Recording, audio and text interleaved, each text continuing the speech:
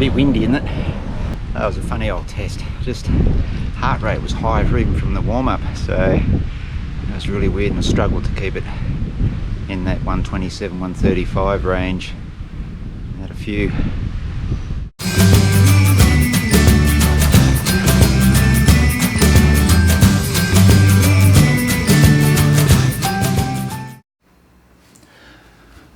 Hi guys, it's Neil from the Running Duck Effect. Happy New Year.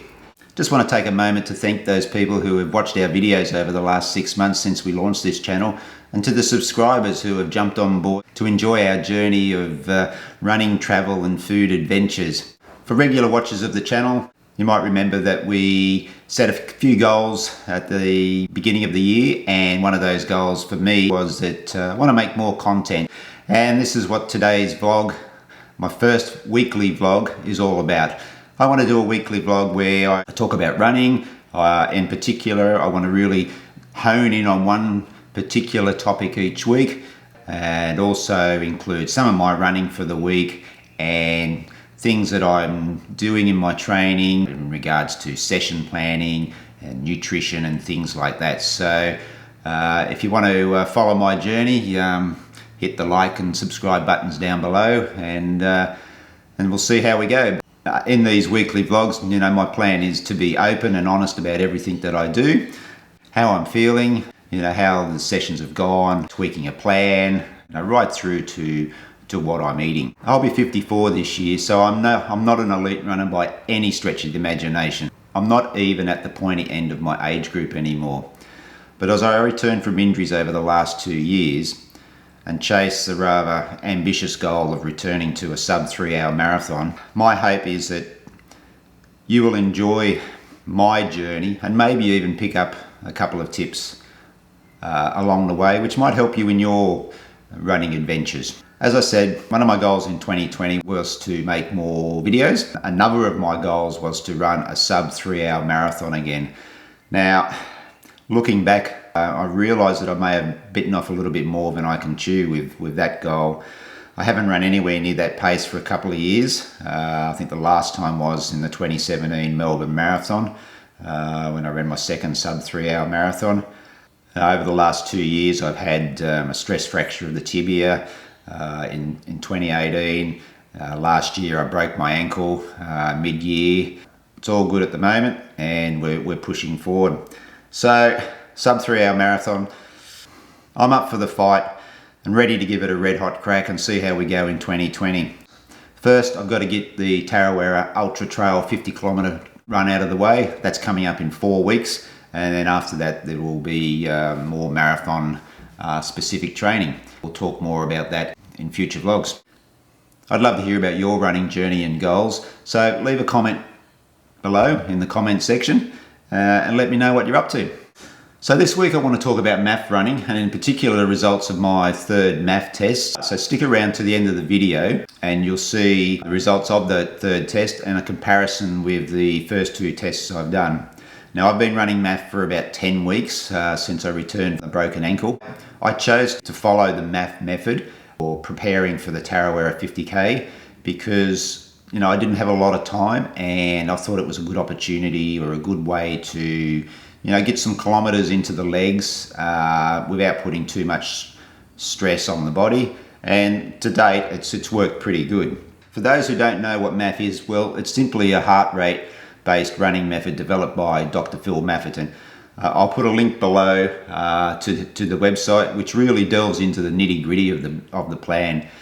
But for me, I've only been using the 180 formula, which is you start with the figure of 180 and you minus your age group to get your aerobic heart rate for exercise. So mine is 127, and because I've only been using my watch to track my heart rate, my aim has been to stick within the 127 to 132 range.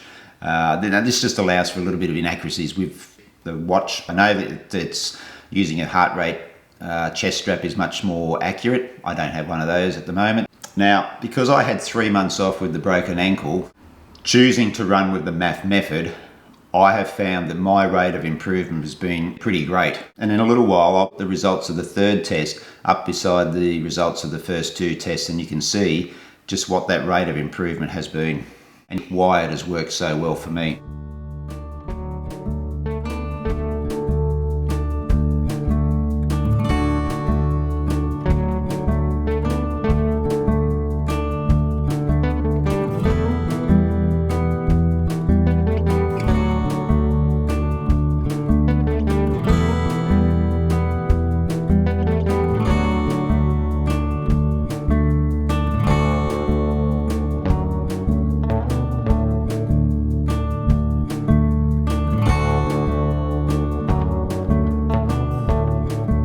Okay, so I'm here at Daisy Hill.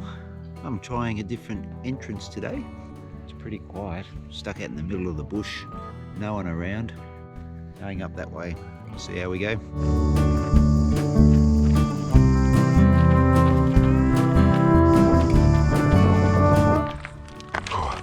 So I'm an hour in and I'm having a few gut issues. Not feeling the best at all, and it's really humid and warm this morning. Already been to the toilet once, hopefully and get the rest of it done, but not feeling 100%. So just gonna have something to eat and drink and keep going.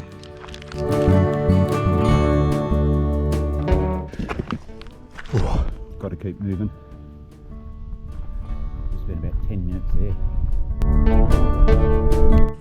Just spotted a little wallaby down here in the bush.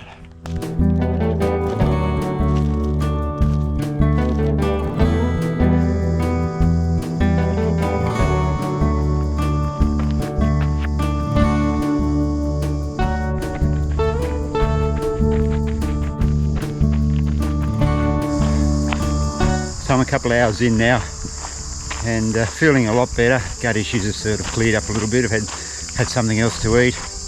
About 17k, so not real quick this morning. Moving a little bit better. A trip to the toilet did the job. Better keep going.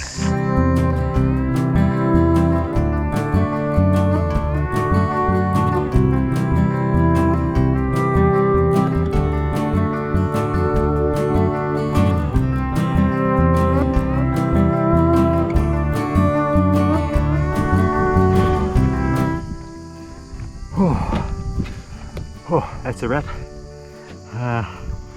3.5 hours, a bit over 30k. Gotta be honest, struggled a bit. Reasonably happy with that considering we had the emergency stop for the toilet in that first hour. Glad I got it done. I'm only 5 weeks to Tarawera. I've still got a lot of work to do. Just keep plugging away. Hopefully it all comes together.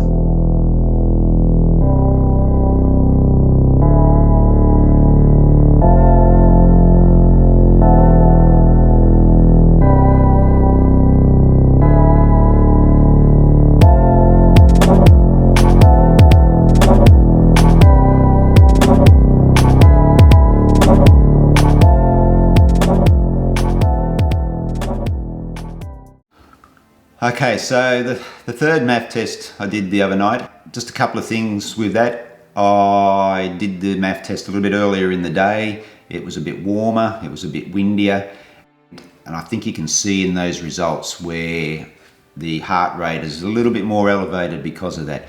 Now, I'm blown away by the results. So for the MAF test, I use an 8-kilometre run. And I stick with my warm-up and cool down as part of that run. So it's a 10-minute warm-up and then into the MAF test of 8 kilometres. So the first test was in November, and I had an average for the 8 kilometres of 5 minutes and 58 seconds a kilometre, and a heart rate average of 131. Now for the second MAF test in December, my average kilometre splits dropped to 5 minutes 14 and the heart rate remained the same at 131. Now for the MAF test that I did this week, the kilometre average has now dropped to 5 minutes flat. So it's dropped to 5 minutes flat, but the heart rate for this test actually increased a little bit to 132.5 beats per minute on average. Now, I put that down to a couple of things. I did the MAF test a little bit earlier in the day. It was warmer, it was windier. I also found too that my breathing was a little bit laboured during this run. Now, I don't know if that was because it was a little bit warmer, but I just found it a little bit difficult to take in enough air. So could have been another reason why that heart rate was elevated. Also, I was coming off the back of my biggest week so far since I returned to running since the broken ankle. It was just a tick over 100 kilometres for the week. So whether there was some tiredness in the legs, which was contributing to the high heart rate as well, or it could have even been that the 30 kilometre trail run that I did on Sunday, where I felt pretty wrecked at the end of it, that may have also been a contributing factor as well to the heart rate. But overall, to have improved by 1 minute per kilometre on average from the first test in November is really rams home to me that the MAF has worked. You know, I've got 4 more weeks now before I get to Tarawera, and I'm going to continue doing the MAF until Tarawera, and then after Tarawera I'll sit down and reassess, because I'll have to sort of juggle the training plan after Tarawera, but I'm going to discuss that more in videos coming up. So there it is, MAF working for me. You know, as I said, I'm not delving right into the full MAF method. I'm just using the 180 formula and taking off my age to come up with my aerobic heart rate training range, and it's working for me. I'm going to continue with it for the next month. If you're having the sort of similar successes that I'm having with it, leave a comment down below and let's strike up a bit of a conversation about it. So yeah, you know, onwards and upwards for the next 4 weeks to Tarawera. And so I'll see you in the next video. Hooroo!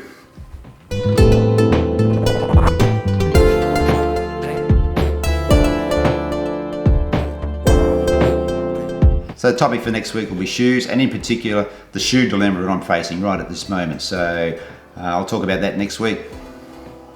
Hooroo!